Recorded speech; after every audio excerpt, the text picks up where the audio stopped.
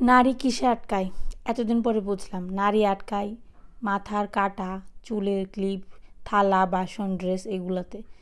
আমি তো আটকাই ভাই। আমি যদি কোথাও গিয়ে রাস্তাঘাটে দেখি যে একটা জিনিসপত্র নিয়ে কোনো দোকানদার বসে আছে, হাঁটতে হাঁটতে একবার হলেও সেই জিনিসপত্রের দিকে তাকাবো। আর মনে মনে ভাববো, ইস একটু যদি দাঁড়াতে পারতাম, একটু যদি কিছু দেখতে পারতাম, কিনতে পারতাম।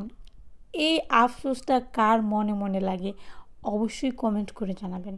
আমার তো অনেক লাগে। আমি বাইরে গেলে কিছু দেখলে দ্বিতীয়বার তার দিকে তাকাবই।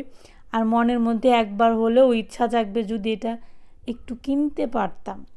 তো এই ব্যাপারটা নিয়ে অনেকবারই বরের কাছে বকা শুনেছি, তারপরেও এই স্বভাবটা আর চেঞ্জ করতে পারছি না। আজকে আসছি মেলাতে ঘুরতে, ছেলে মেয়ে ভাইকে নিয়ে। ছেলে তো এসে ভীষণ খুশি। দেখেন, এসে একটা দোকানে এসে উনি একটা চশমা পছন্দ করছে এবং সেইটার দাম হচ্ছে 200 টাকা।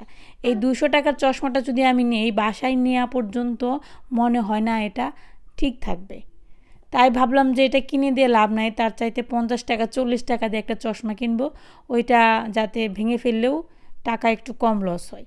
তারপর আপনাদের একটু ঘুরে দেখাই, আমরা হচ্ছে রাস্তার ফুটপাতে যে মেলা হয় সেইখানে আসছি।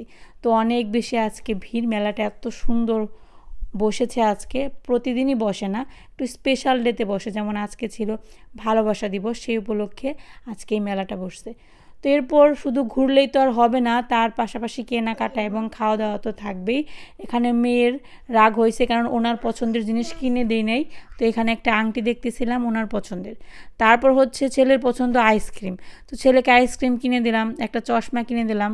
এখন মেয়েকে যদি কিছু না দেই তাহলে তো আমার খবর আছে। তারপর মেয়ের জন্য একটা আংটি পছন্দ করছিলাম, অনেক রিকোয়েস্ট করার পরে আংটিটা ওনার পছন্দ হয়েছে। আর নিজের জন্য কী কিনছি সেটা পরবর্তী ভিডিওতে দেখতে পাবেন। মেয়ে মানুষের আর কি পছন্দ হয় বিয়ের পর? থালা বাসন। আমি তো থালা বাসন কিনি,